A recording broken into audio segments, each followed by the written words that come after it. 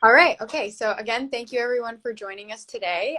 My name is Oshin Call, and I'm a KOA youth representative and the Hope lead, which is the account that you're on today, Humans of Paradise on Earth. So Siddhi and other KP, like Kashmiri Pandit KOA youth volunteers, and I have been working very hard to revamp this kind of Hope collective, Humans of Paradise on Earth collective, to kind of share the untold stories of a lot of Kashmiri pundits in this country and also globally. And we're very excited to start off this new series with our speaker today, Rohit. Thank you, Oshin. So, hello everyone. My name is Siddhi Rana, and I am the KOA Youth Social Media Chair. Today we have with us Rohit Rana. He was the 2020 KOA Youth Co-Director, along with Nisha Kaspa, and a youth rep for 5 years before that. Thank you for joining us today, Rohit, and kicking off our Untold Truth series. Would you please like to say a few words? Hey guys, howdy, namaskar, and really glad to be here. So thanks so much for having me. I'm really excited. So yeah, as Siddhi and Oshin said, my name is Rohit Rana. I'm not related to Siddhi, but we probably are, somewhere along the line. So I joined KOA Youth mid 2016 as a Zone 5 representative. So that's like the bottom 5, 6 southern states. Um, I was there for nearly 5 years, and then I became co-director with Nisha Kasba for about a year, and then I retired from KOA Youth in Feb 2021. So now I'm just kind of doing a lot of the behind the scenes works, social media kind of work, and then kind of, hey, if anyone asks for KP stuff, I'm like, go talk to KOA, don't worry about it. They got you controlled. So that's me. All right, thank you, Rohit. And just to preface this, viewers and anybody, watching, anyone that is watching maybe with family and friends online, please feel free to ask us any questions in the Q&A box, and we'll try to answer them during this live if we have time. So please leave us any questions if you would like us to ask anything, and definitely we'll try to get to them if we can. So Rohit, let's jump right in. Sorry, again, we're a little behind, but so as a Kashmiri Pandit, you weren't able to be brought up, in Kashmir given the circumstances and everything. So what drives you to stay connected to your culture? So there's obviously, a lot of things that kind of keep me tied to my culture without it being too overwhelming. And firstly, it's just the fact that, there's so much to our culture. It's really rich. It was the birthplace of so many modern inventions, and it had the oldest university in the world at the time. And each of our festivals carries so much weight. The language is really, really unique. A lot of my friends who are from India, they tell me that I don't speak like a native language. It looks like I'm speaking Turkish, which is really funny because Kashmiri is so beautiful in that way.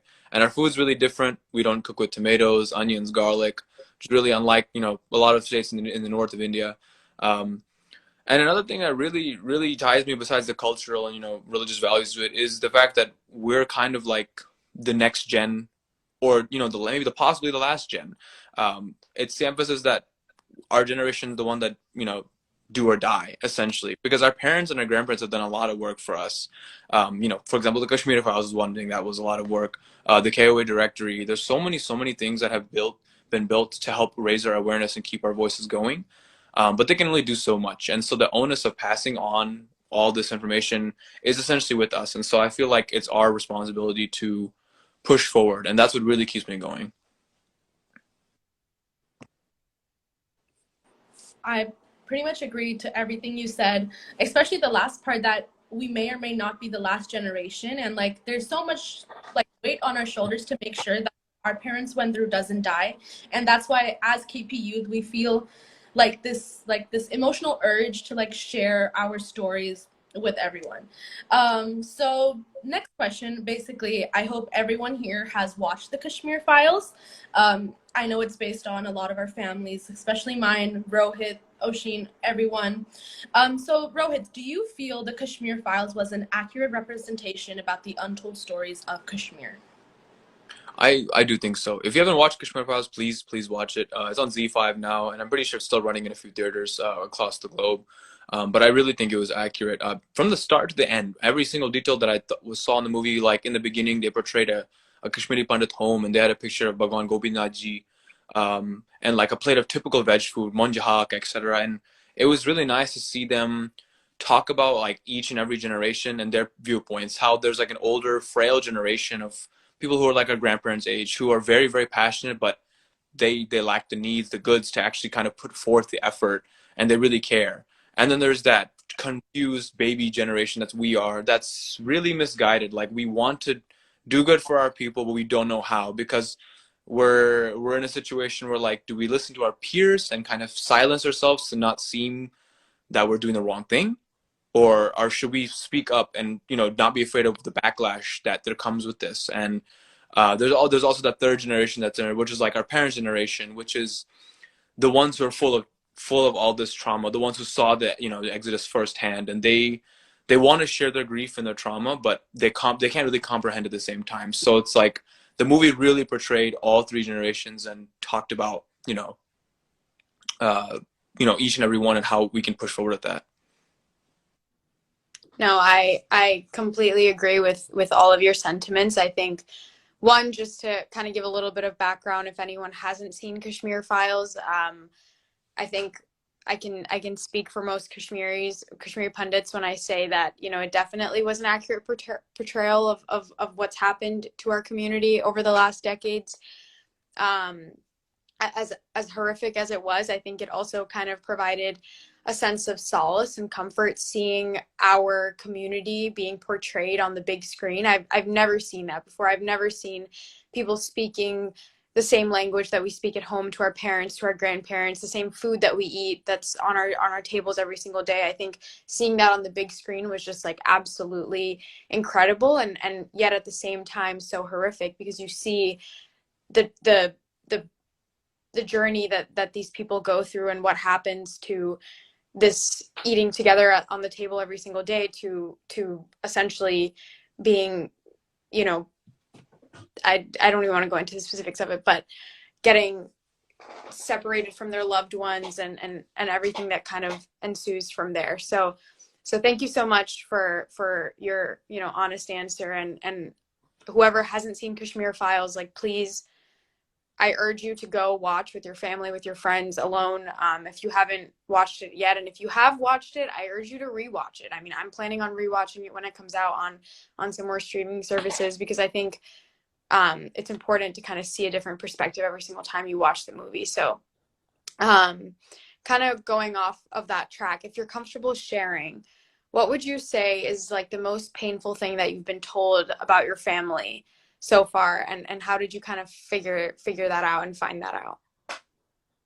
So the thing that really struck, the Kashmir Files to me was that it well, like we all the Kashmiri pundits, that holds a direct value to us, but it struck a really close nerve, because I don't care how many times I've told this story, and I'll just keep telling it, because, you know, it's something that we should always talk about. It's growing up, my mom never ever told me about her father. I just knew that he was not on this earth, and I had grown up only knowing about 3 grandparents, not 4. She only mentioned to me that he died young. And so when I was around 13, I was in India at the time, actually, and I remember going on Facebook, and my uncle had posted a martyrs post about their father,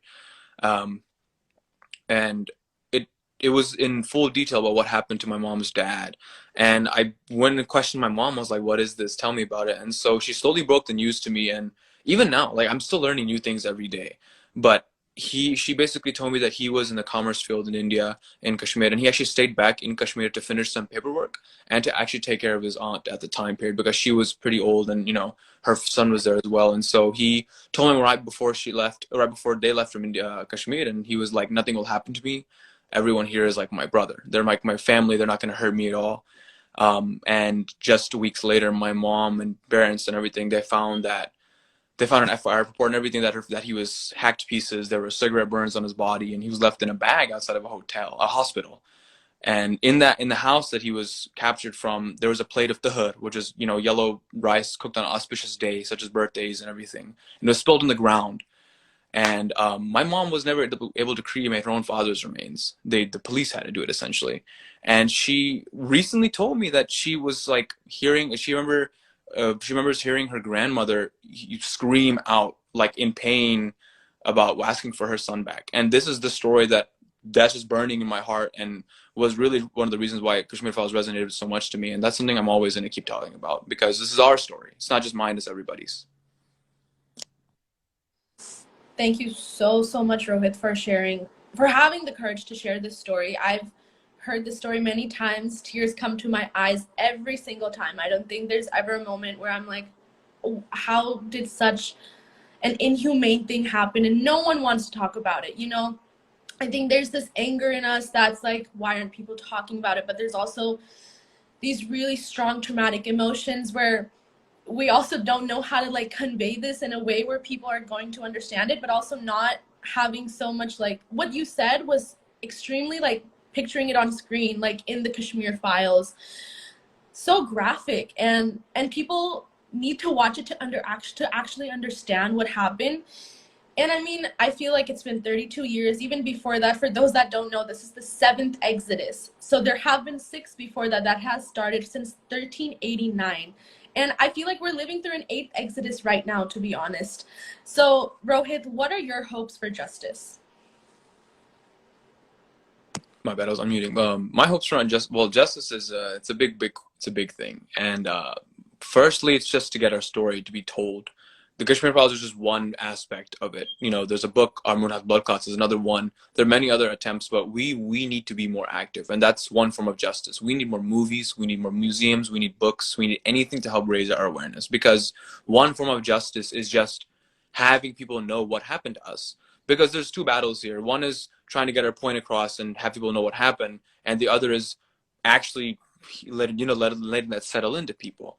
And in seeing with that, I just hope that one day people are held accountable for what had happened, and there are still killers roaming free, and the people at the time period who were responsible for this are still walking freely, no nothing to them, and there are bystanders in the time period who didn't help us at the time and even maybe have ratted us out. And it's a little upsetting that we don't have the comfort to go back home, and that's justice for me, getting our story out, getting some sort of equal mind here. Yep. So, the second part, what you said, getting our stories out, it's already happening. Do you think going back home, like based on your definition, do you think this is achievable?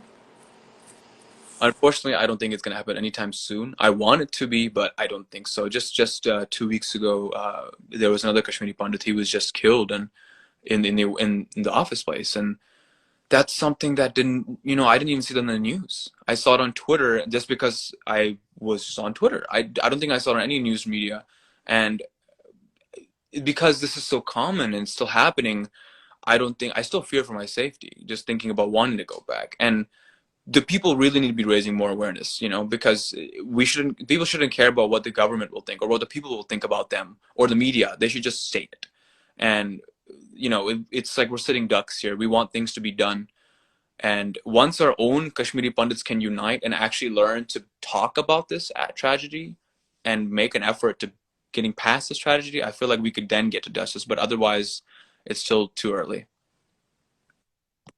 I think you honestly couldn't have said it better. I think another thing that's a little bit insane for me to think about even is like we're sitting here talking about like all of these like big issues and this like past, this traumatic history that we carry like on our shoulders as a community.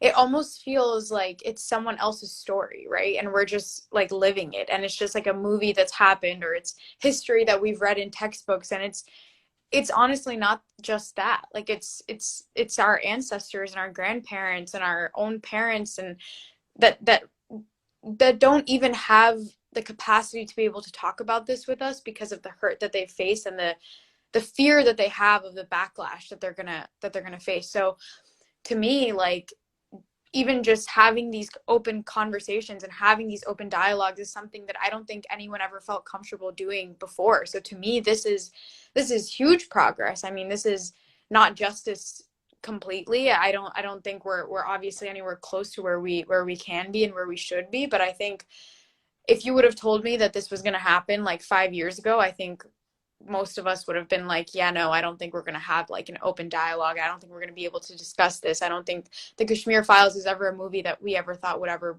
reach the big screen and would have such a ripple effect in India and globally. So I think while it's important to kind of recognize like the amount of work we have left to do, I think we have to continue to look back and say like we've made so much progress as a community, as small as we are, diminishing every single day. So thank you so much for that, and for answering all of the questions that we had for you. But we have received a couple questions from our audience. So thank you so much for the people that have submitted questions. And if you are watching still and you're interested, feel free to submit some questions now. We can see how much time we have, how many we can get through. So definitely submit your questions as we kind of get to them right now. So let's see what people asked. Siddhi, if you want to. I pinned a question. It's by Simone. It's, how do you take negative comments you receive online? I think this is a great question, Rohit, since you're pretty active on Twitter and a lot of your tweets have reached places. I have seen the comments personally, but definitely, how do you take these negative comments? Yeah, that's a good question. I know you've received as much hate as I have. Like, it's not easy talking about our own people. Unfortunately, people don't like hearing the truth. And the way I take negative comments, in the beginning, I actually was really upset because I didn't expect there to be so much hate in people's hearts towards our own tragedies. And I kind of let that get to my head at first, and I wanted to respond emotionally. But as I kind of grew into the more aspects of going to social media and talking about my story, the way I do it is I just think about what happened. And given the situation, you never want to emotionally respond back. You want to actually logically think your way through the question and give yourself a logical answer, because the moment you start acting emotional or actually give into that inner guilt or any anxiety you have, you typically lose that higher ground of a logical fallacy that you have, that you can actually talk about your own past and present. And whenever I have people giving me hate, either I ignore it and just move on, or if it's someone that I can have a conversation with, I would like to try to change their opinion or understand where they're coming from, because sometimes it's just a lack of education. And so I want to just make my best to educate everybody, and I don't take negativity in that emotional sense. I think going off of this question, we received another question based on hate. Is that after finding out about the genocide of Kashmiri Pandits, how did you make sure it didn't make you hate or discriminate other religions? I think this is a good question. Let me pin it so that you guys can see it. Because we want to make sure that obviously no religion is getting hate towards while also conveying our stories, but there have been like comments we received that were Islamophobic, and I have gone around saying that me sharing my own story is not Islamophobic. It's me sharing something extremely close to my family, and it's all about like how you perceive it. So what are your thoughts on this? Oshin, please feel free to chime in as well. Yeah, I mean, I personally haven't, I guess I've been lucky in the way that I feel like I haven't received a lot of like hate on social media. I think in general, I guess I'm just like not really active on social media, like overall. But I think like in terms of this, like I did have a post about Kashmir Files. I think I'm lucky to have a really great support system that's been really supportive and really outspoken and helping, spread the word about what's happened to this community. But I mean, I definitely think that there's a difference between telling your history and your story, objectively. And I think that's what our community has been doing. I don't think you can really label it in any other way except for a group of people telling their honest story. I definitely agree with that. And a lot of it, when people perceive it to be Islamophobic or any other religion phobic, it's just to try and kind of defalsify the grounds in which a narrative's been said. And our story isn't Islamophobic in any way. It's us telling the truth of what happened to us. And there's no reason to ever hate a group of people based on what happened to somebody. There's so many cleansings that have gone in the world. Unfortunately, there's so many groups of faiths that have gone through a mass genocide, yet they don't harbor hate towards another faith or another culture. They learn to forgive and not forget. Same way, I don't mean to bring this example in, but the same way the Jewish Holocaust happened, they forgave the system and what happened, but they never let anyone forget what happened to their people. And that's something that we all should adopt, because it's something to help everybody move on, help you understand what's going on. Absolutely. There's just two more questions I see here asked in the question box. I hope it pops up. Okay, so it says, as second generation Kashmiri Pandit, do you ever feel frustrated about not being able to do more than speak up loudly? Yeah, I've definitely felt frustration. That's a really good question. It's because where I'm a kid, right? Like I can only do so much. I have maybe X amount of funds to my name, and I'm still just I'm a kid, and I can only do so much with my limited resources and my limited network, and with a lot of people not supportive of our cause and everything. It is really hard, and it's really angering sometimes to just try to get your point across. But and yeah, I do feel frustrated at times, but I can't just sit back and let those emotions broil. I actually have to act on it. And despite the fact that I only have X amount of resources to my name or X amount of networks, you actually, you actively have to try your best to make use of that and try your best to, spread it, because any sort of activism is better than none. And so saying, being loud is better than being silent in situations. So that's my take on this. Yep. I think the last question asked is, as a KP, how do you protect your mental health while advocating for your community, especially while navigating the continuous political dialogue like the surrounding around Kashmir Files? We can stick to the first half, but without getting much into politics. But definitely, mental health has affected all of us. As I said in the beginning, who weren't here, we are going through generational trauma. What our parents have of not going back to Kashmir. So Rohit, how would you protect your mental health? It's similar to how I answered earlier, in the sense that I try not to let it broil in me, because it is so easy to read these comments and actually just kind of be flabbergasted at someone harboring hate, this much hate towards you. And the way I've kind of gone to it was, what's the point of letting that get to me? Because I'm here for something else and they're here for something else. They want to say and they want to fight on an emotional level, but I'm not there for that.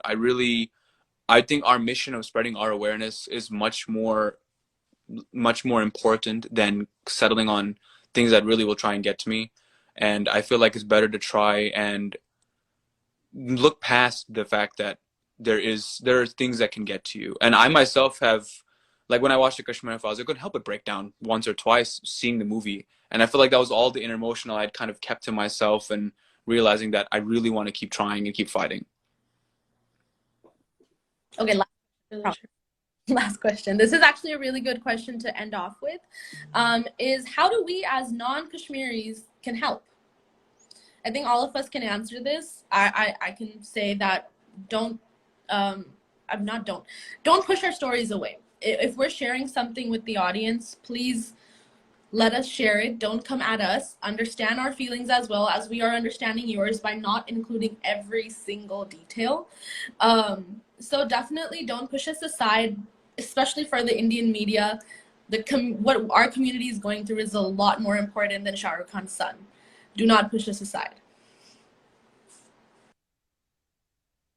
I couldn't agree more. It's just to get get our priorities right. There's even in our own community, there are a lot of Kashmiri Pandits that even won't even speak for our own cause. I remember overhearing someone telling me that they didn't want to talk about their faith or their family, because they felt like it would hurt their own cause. They feel like they wouldn't be able to, actually economically move on in life, because they felt like the story would hamper them. And I feel like these situations, everybody, including our own people, need to just do our best to speak up, because there's no point in holding back. Be yourself, really.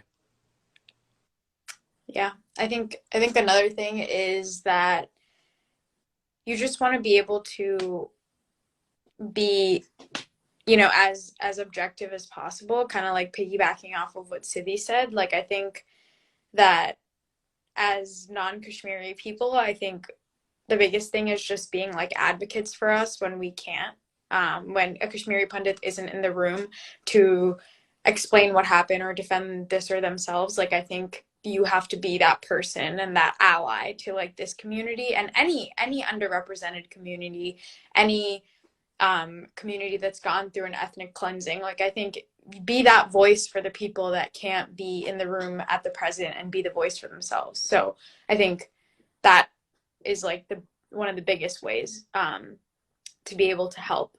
But thank you so much, everyone that has, you know, submitted questions today. Thank you so much, Rohit, for being a part of, you know, this experience today, and for your courage and for your honesty to all of these questions.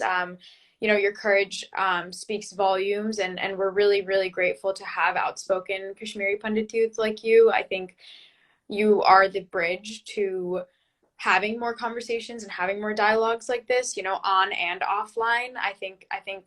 And I hope that this will create like a domino effect to have more conversations like this. And I honestly can't thank you enough for hopping on today and talking about this and how important it is.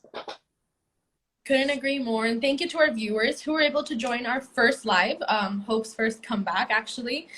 Please stay tuned for more live interviews. If you are a Kashmiri Pandit, no matter what age, 18 plus though, you can DM us and we'd love to have an interview with you. So keep an eye out for this interview to come out on YouTube, full interview.